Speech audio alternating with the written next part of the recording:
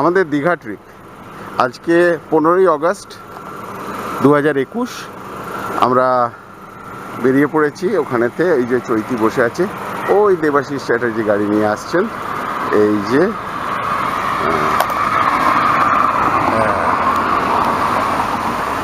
এইখানেতে মিতালি, দেবাশিস চ্যাটার্জি, প্রণব চ্যাটার্জি, মোহর পল্লবী যার বিয়ে,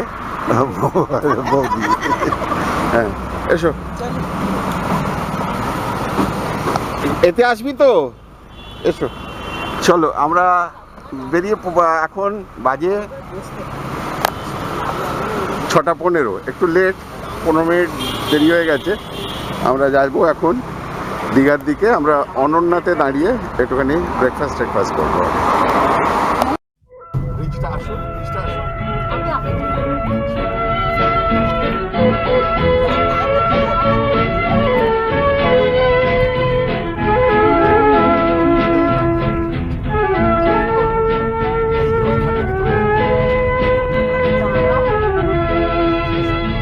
এই শহর থেকে আরো অনেক দূরে চলো কোথাও চলে যাই, ওই আকাশটাকে শুধু চোখে রেখে মনটাকে কোথাও।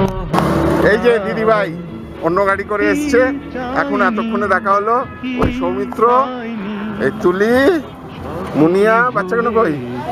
ওই তো আরে বাবা, দাদা তো দারুণ ড্রেস দিয়েছে। হ্যাঁ, আমাকে পরতে দিল না, বলো। এই যে আমাদের টিম লিডার ওইখানে, বাসুদা।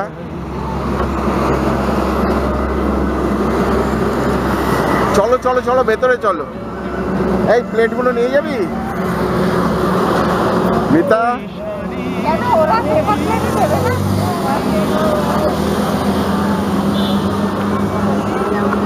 বাবা, ও হ্যাঁ যিশু, এদিকে তাকা, অনেক বড় হয়ে গেছিস। সুরে বাবা রে,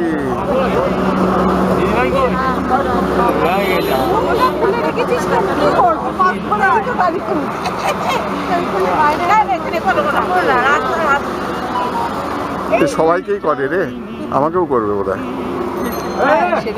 হ্যাঁ,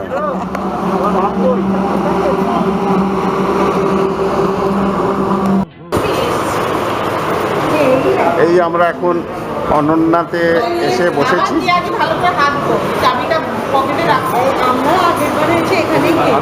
এখানে এটা ভালো।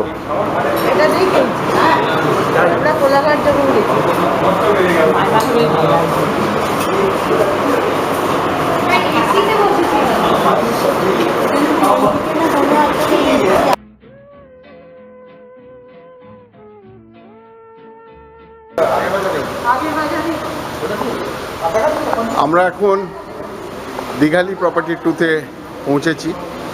জাস্ট এই চেক ইন প্রসেসটা চলছে। এখানেতে মা বিশ্রাম করছে। এই আমাদের লাগেজ, বিশাল গ্রুপের লাগেজ। এই যে দিদিমণি কাগজপত্র নিয়ে চললেন, সই করাতে হবে।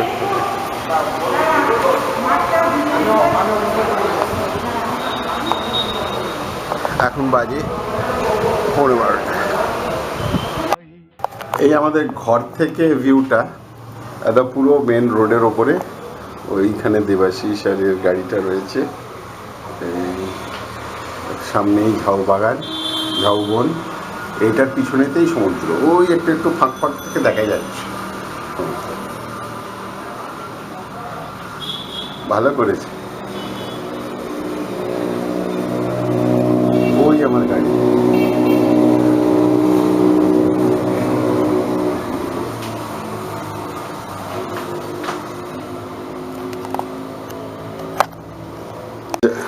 এই ঘরের দরজা দিয়ে ঢুকেই এই বাঁ দিকেতে এই আলমারি, তাই ফ্রিজ রাখার জায়গা, এইখানেতে এগুলো। এই ঢুকে এসে এই বেডটা, দুটো পাশ বালিশ, এখানে এসি, ওইখানে ব্যালকনি আছে একটা, ব্যালকনি থেকে ছবিটা একটু আগে দেখালাম। এই ড্রেসার, ছোট্ট টিভি,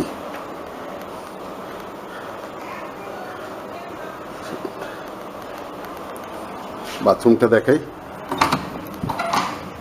খুব সুন্দর। এটা এই শাওয়ার এখানে,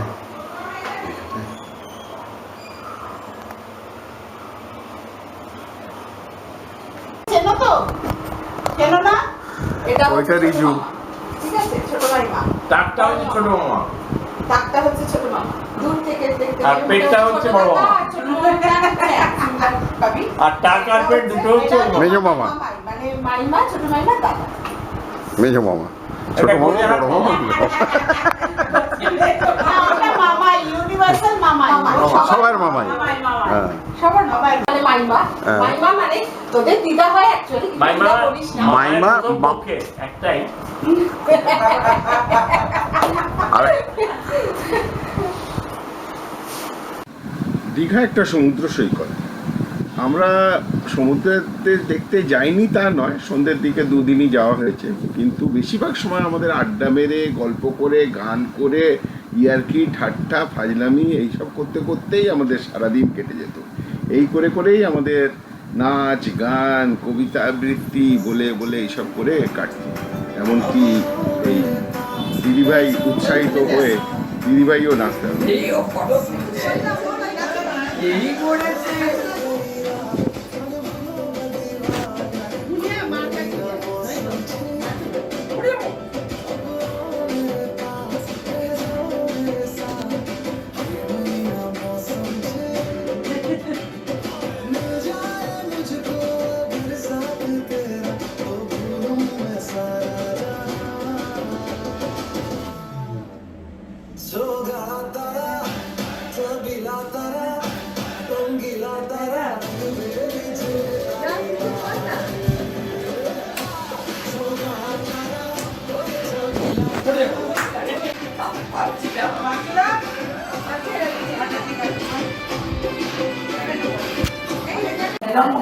মিতা বাসুর সাথে কেমন কাজ করছিল, হ্যাঁ, ও তো আর ঠান্ডা শিষ্য তো, আর ও ওসব করতে ভালো হ্যাঁ, ও তো করে, ও আর তাছাড়া তুলির ছেলেটাও ওরকম হচ্ছে, খুব কাজে রয়েছে, বাবার মতো, বাবার মতন কথা কম বলে, আর ওই কাজের কোথায় মোগলাই করছে, কোথায় ডবল ডিমের মামলেট করছে, কোথায় পাস্তা করছে, কোথায় চাও করছে, নিজেই করে নেয়। আমার মাকে করে দেয়, তুলিকে করে দেয় ম্যাগি, হ্যাঁ, দুপুরবেলা আমি আর জাস্ট ওইগুলো আর কি। হ্যাঁ, ওইগুলো, Specially ওইগুলো। ওইগুলো। হ্যাঁ। দরকার, মানে রান্না করার জন্য তো জ্যোতি আছে আমার, যে রান্না করে তার নাম জ্যোতি, খুব ভালো রান্না করে। ওইটা 2 ঘন্টা গ্যাপ থাকে, 4টে থেকে 6টা, তারপরেই আবার হয়ে যায়। ব্যাকআপ আমি একটু দেখাই দিই মাঝখানটা, মাঝখানটা অসুস্থ, কাকিমা, কাকিমা তুমি কিন্তু রেডি থেকো, কি সেই কবিতা আবৃত্তি করবে, বাবা বইটা নিয়ে যাবে।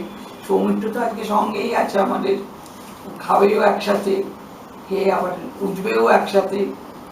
তার ধুতিটাকে নিয়ে এখানে গিয়ে সে আবার মারার মতো পড়ে আছে, তার গলায় গলায় দিয়েছে। ও মনে হাতটা খসে যাবে। ও বাবা, 8 বার না 10 বার দিলাম। এইটা ভীষণ হাওয়া আসছে। হ্যাঁ, তুমি এখানে বসো তো একটুখানি, ওইখানে বসো, ওইখানে।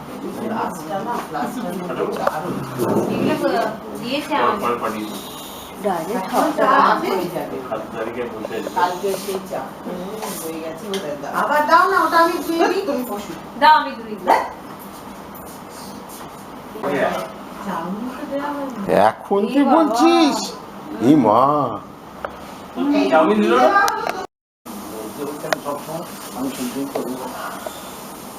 মিতা শাকটা বেশ ভালো কিনে দিয়েছে। এটা শপিং এ এক্সপার্ট।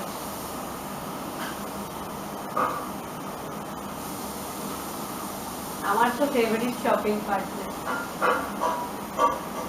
আমি আর কাকি দেবে যেতে থাকি, অনেকটা গিয়ে আবার ঘুরে দেখে এলাম, বেশ ভালো। এখানে কিন্তু গর্ত নেই তো, পড়ে যাওয়ার ভয়টা নেই। মোহনের সেই ফ্যান কেনা হয়েছে, ফ্যান না দেখছিলাম ওইখানে ব্যাটারিওয়ালা না, হুম, ওই সেন্টারের মেয়ে তখন রাখা হতো না, নিয়ে নিল।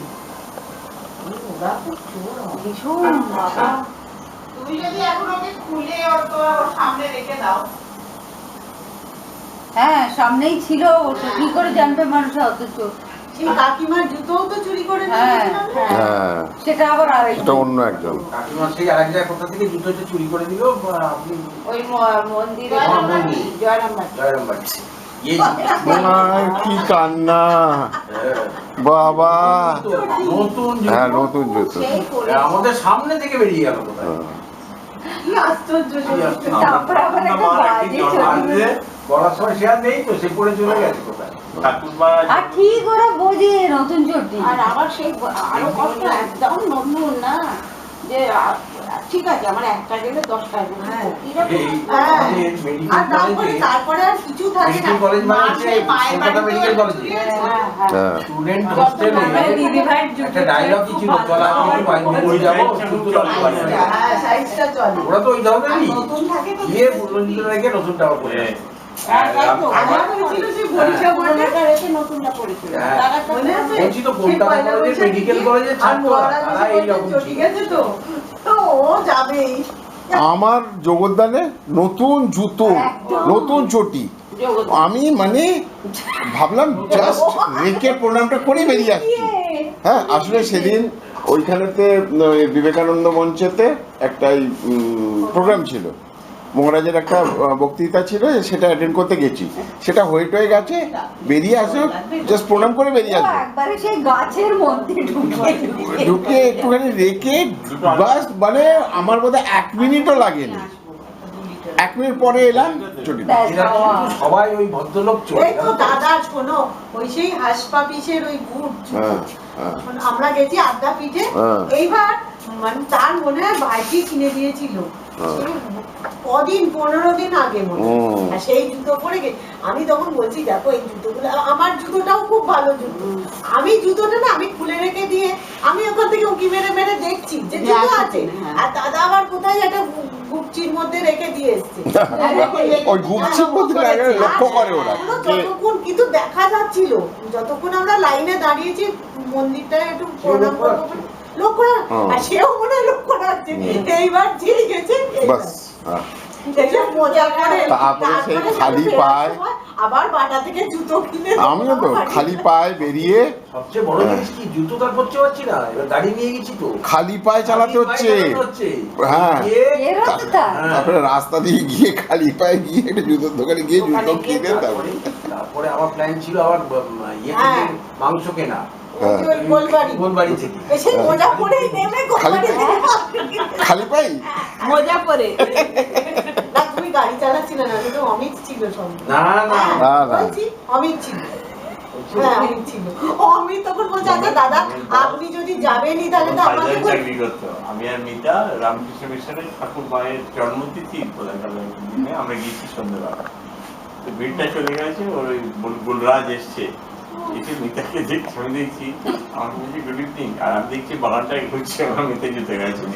আর এরকম করে খুঁজছে, তারপরে হ্যাঁ।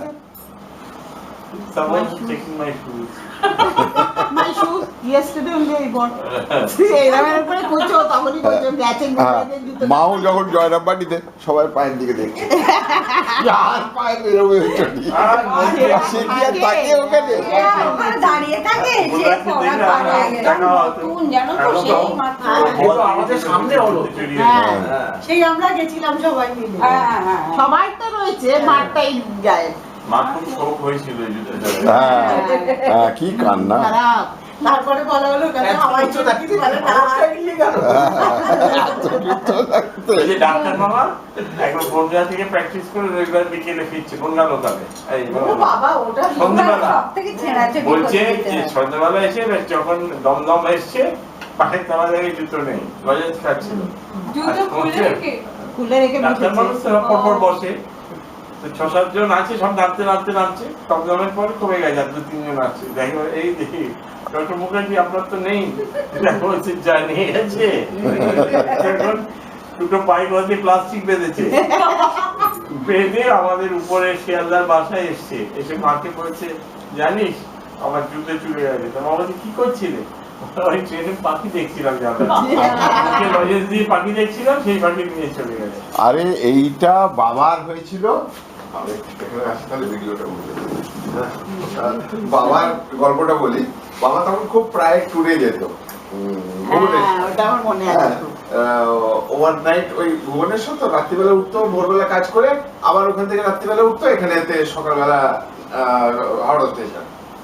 তো ফেরার সময় শুয়েছে, বাবার একটা ওভারনাইটার ছিল, যাতে জামা কাপড় হাত এগুলো নিয়ে যেত। মা ওটা সবসময় রেডি রাখে, যে কোনো সময় বাবা যাবে অফিস থেকে এসে বললো আমি আজকেই যাবো, একটা রেডি একটা সুটকেস সবসময় মানে বাবা জামা কাপড় দিয়ে রেডি করা থাকতো।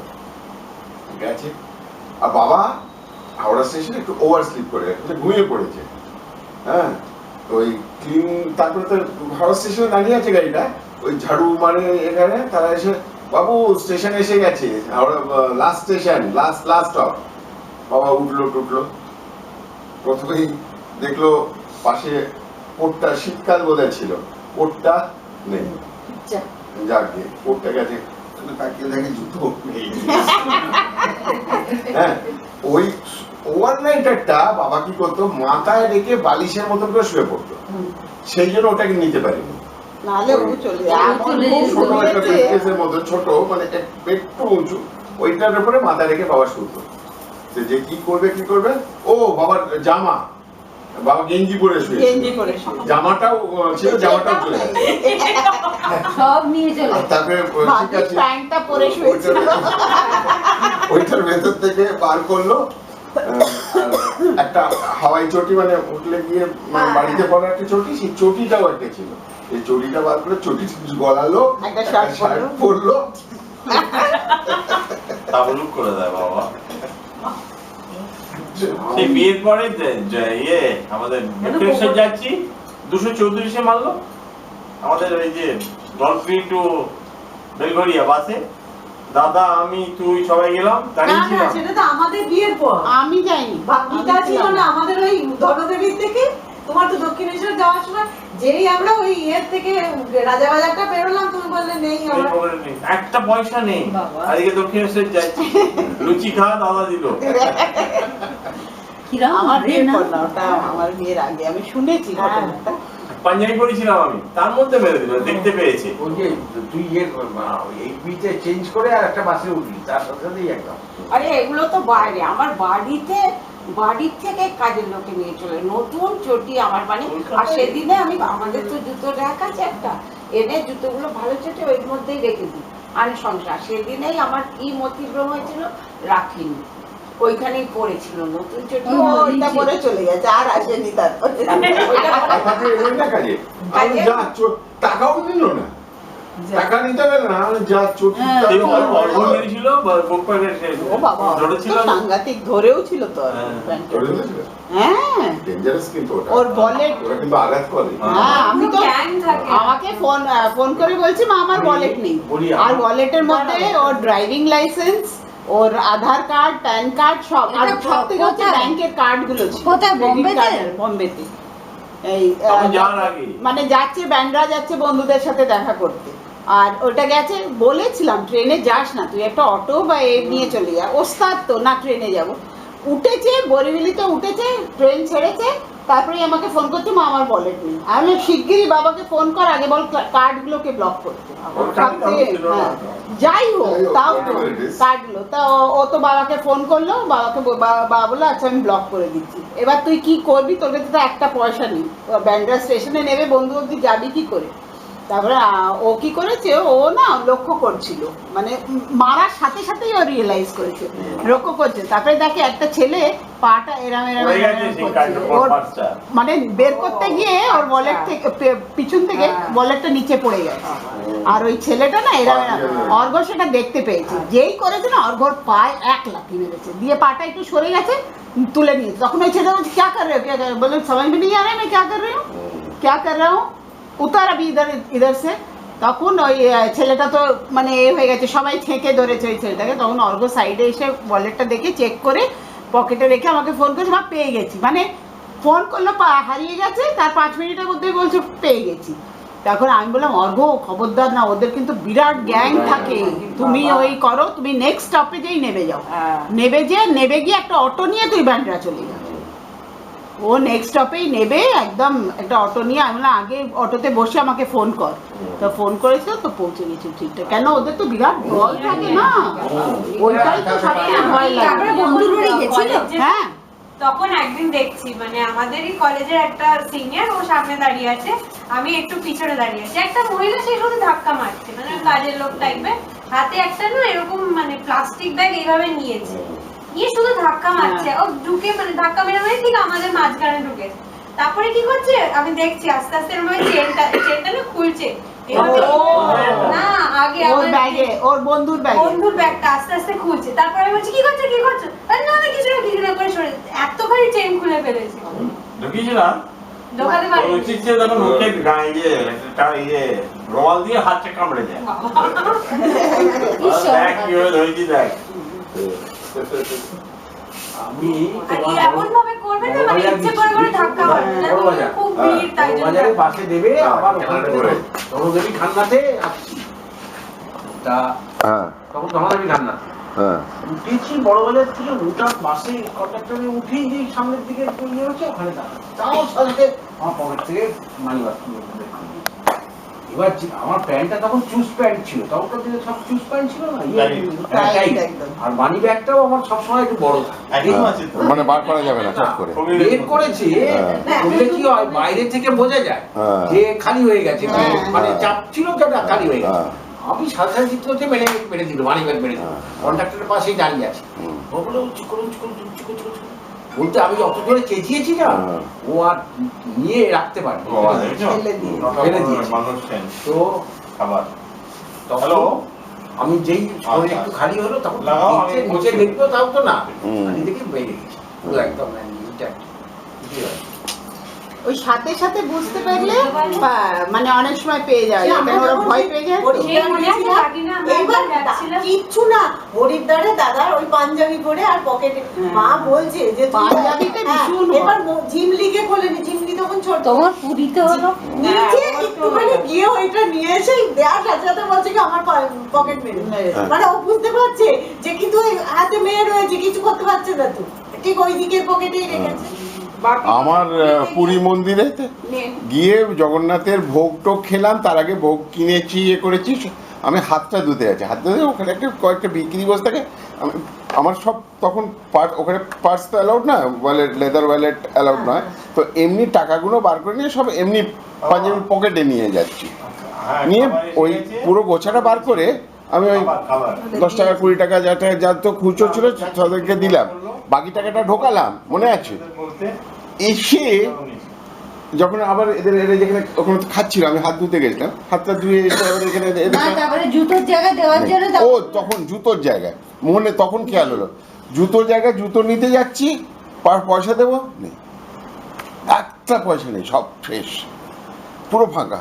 সব থেকে আমাদের প্যাথেটিক হয়েছিল খেলা দেখতে গিয়ে, আমরা বম্বেতে গেছি ওই ওয়ানকেটেই তো না কোথায় স্টেডিয়ামটা, আমরা 4 জনে গেছি খেলা দেখতে, কাকাই তো নিয়েছে, তখন অল্পটা একটু ছোট, মনটা আর একটু বড়, আর গেছি কাকাই পকেট মেরে দিয়েছে। হ্যাঁ এবার ওখানে গিয়ে তো ওই মানে যাওয়ার সাথে সাথে তারপরে অর্ঘ বলছে এটা খাবো ওটা খাবো, এদিকে টাকা নেই তো, 1 পয়সা নেই, গরমে গলা শুকিয়ে যাচ্ছে, জল কেনার পয়সা নেই, আর আমরা কেউ নিয়ে তখন আমি অত ব্যাগ ক্যারি করতাম না, অর্ঘ তো ছোট ন্যাচারালি, আর অর্ঘ শুধু বায়না করছে আইসক্রিম খাবো আইসক্রিম খাবো, আর ও বলছে নেই রে পয়সা, চুপ কর।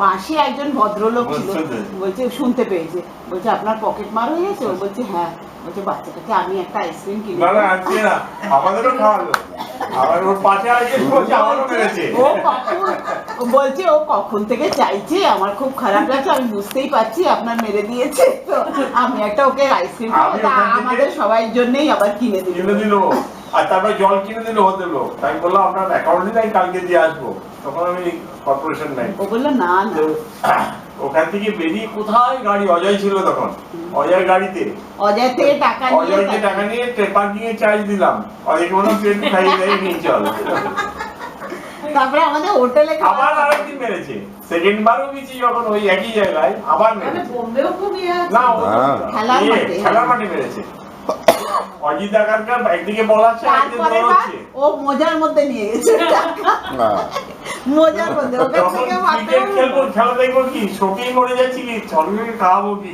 আর আসবে তখন সেই জামা ফামা খুলে বাবা গরম লাগছে বাবা গরম লাগছে হ্যাঁ। আর জন্মে কোনোদিন আইসক্রিম খাইনি, আমার জিদ করেছিল, ওরে বাবা। হ্যাঁ ওরা ডেকেছে বাবা।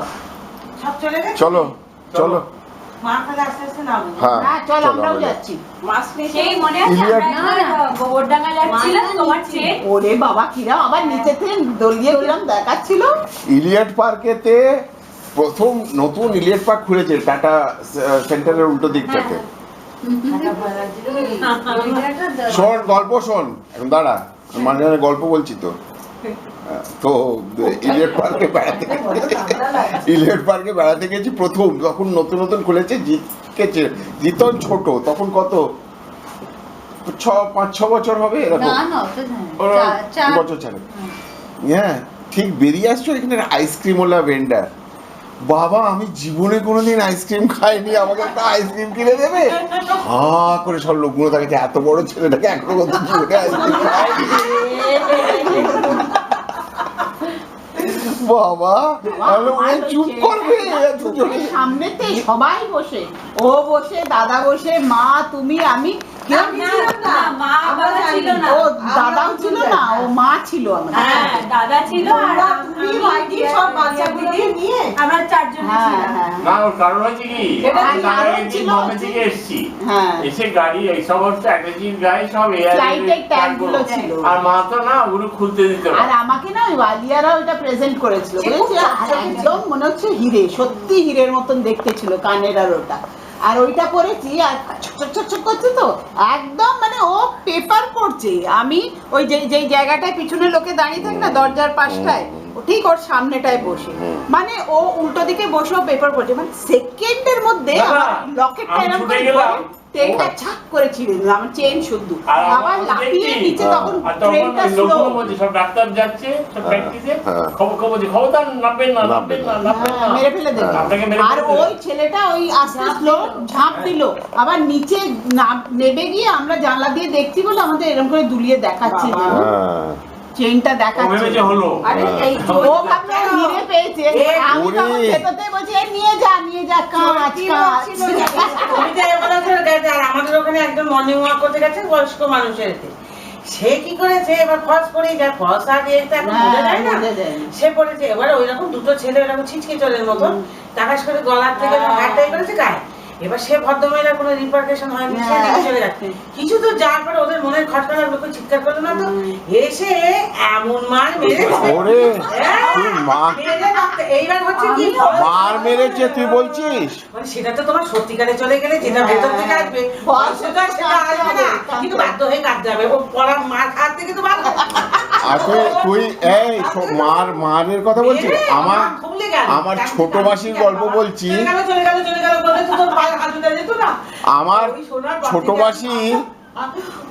আমার ছোট মাসি জৌরাম থেকে বেলুড়ে পড়াশোনা করতে আসে, কলেজে বিএ পড়তো, বেলুর কলেজে পড়তো, বেলুর লালবাবা কলেজেতে, লালবাবা কলেজ ট্রেনে করে যাওয়া আসা করতো। তো ওদের কয়েকজন বন্ধুর গ্রুপ ছিল, একসঙ্গে রোজ একই ট্রেনে যেত, ট্রেনে আসতো। তো মাসির এক বন্ধুর ওই গলার চেন এরকম ইমিটেশন ছিনিয়ে নিয়েছে ট্রেনেতে। তারপরের দিন ওরা তো দেখেছে ওটা নকল, ওটা ইমিটেশন ছিল। তারপরের দিন পুরো মাসির হাতেতে ব্লেড চালিয়ে দিয়ে চলে গেছে।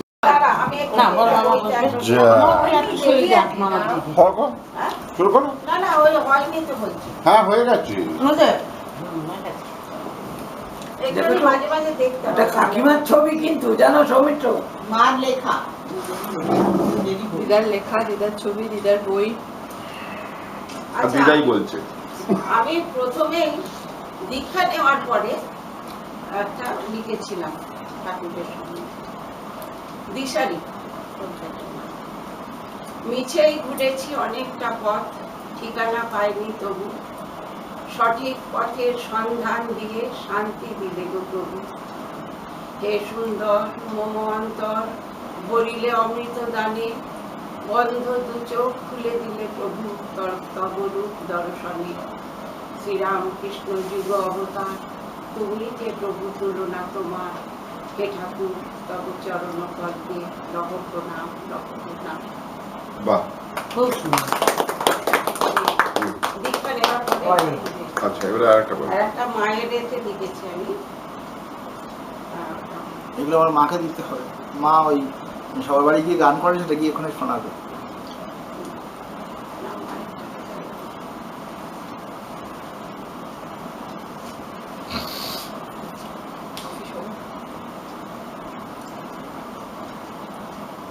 এই সময় ছুটি পাবে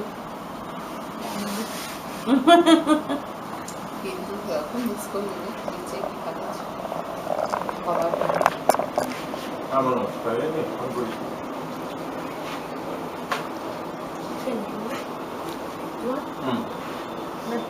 নিচে গিয়ে বাদাম কফি আর ওরা একটুখানি গাছের চাপে দ্বিতীয় আছে ওরা বাদাম খেয়েছে, মিষ্টি বাদাম ওই তো মায়েরটা হচ্ছে প্রণাম তোমার। তুমি এক কাজ করো, করে আমাকে হোয়াটসঅ্যাপ করে দেবে, কাগজের দিকে হোয়াটসঅ্যাপ করে দেবে। বিবেকানন্দ তুমি মা দুর্গা, জগতের তুমি শারদা মা। জয়রাম বাটি ধন্য সে মাটি, সেখানে প্রথম রেখেছ পা। নীরবে থেকেছ অন্তরালে, সবারে করেছ আশিস দান। তুমি শক্তি, তুমি মা মুক্তি, তুমি মা সকল জাতির প্রাণ। স্নেহময়ী তুমি সংঘ জননী, সদা জাগ্রতা জ্ঞান দায়িনী। মানবী রূপিণী তুমি নারায়ণী, তুমি মা বিপদকারিণী। তুমি মা এসেছো এই ধরণীতে, শোনাতে অমৃত বাণী। শান্তির বাড়ি নেঙারি দিয়েছে তব দক্ষিণ পানি। ডুবেছে তোমাকে মহাবিশ্ব, অহরহ জপে তোমারই নাম। প্রণাম তোমায় জগৎ জননী, শত শত কোটি লহ প্রণাম। বাহ, খুব সুন্দর। দারুণ দারুণ। আর একটা বলেই আমি ওটা মুখস্থ আছে। জীবা দারুণ।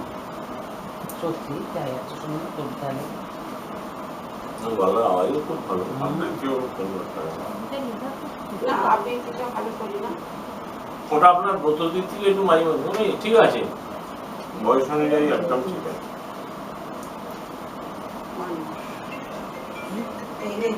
ঠিক কবিতা না, মানে মেলানো মেশানো নয়, এটা একটা আমার সত্যিকারের কিছুটা দেখা একটা এর মধ্যে থেকে আমি নিয়ে লিখেছি আর কি।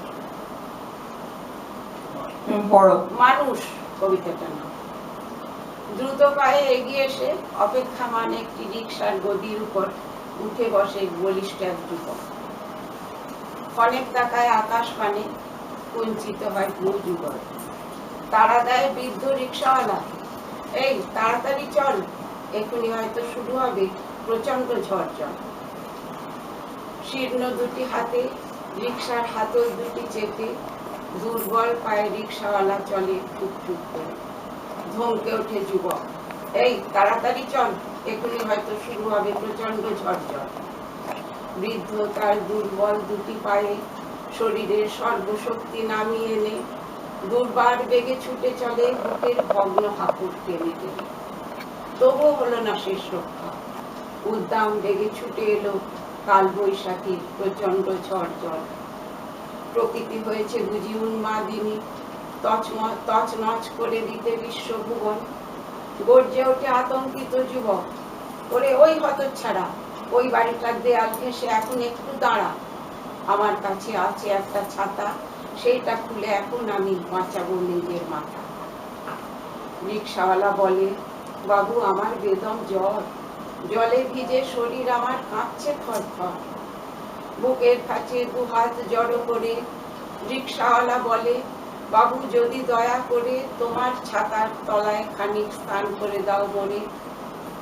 রেগে আগুন হয়ে যুবক চোখ রাঙিয়ে বলে, দূর হয়ে যা সম্মুখ থেকে, তোর মাথা তুই বাঁচা নিজের গামছা দিয়ে থেকে। বেশ কিছুক্ষণ পরে প্রকৃতি তার প্রলয় নৃত্য সাঙ্গ করে এখন হয়েছে শান্ত, হয়তো বা কিছু ক্লান্ত। কাঁপা কাঁপা পায়ে আবার এগিয়ে আসে সেই বৃদ্ধ রিক্সাওয়ালা, বলে, বাবু থেমে গেছে জল ঝড়, এবার বলো কোথায় যাবে তুমি, কোথায় তোমার ঘর? স্বস্তির নিঃশ্বাস ফেলে যুবক পরম নিশ্চিন্তে দেহ এগিয়ে দেয় রিক্সার গদির উপর। তারপর নিজেদের ঠিকানায় পৌঁছে নিশ্চিন্ত যুবক 10টি টাকা বাড়িয়ে ধরে বৃদ্ধ রিক্সাওয়ালাকে। একটু বেশি দিলে না বাবু? করুন আকুতি বৃদ্ধ। যা দিয়েছি কম কিছু, এবার ছাড়তো আমার কিছু। নির্লজ্জ যুবকের শেষ কথা শুনে ফিরে চলে যায় বৃদ্ধ বিষণ্ণ বদনে। তারপর কেটেছে আরো 1 মাস, আবার দুজন মুখোমুখি, সেই অকৃতজ্ঞ যুবক আর অসহায় সেই রিক্সাওয়ালা।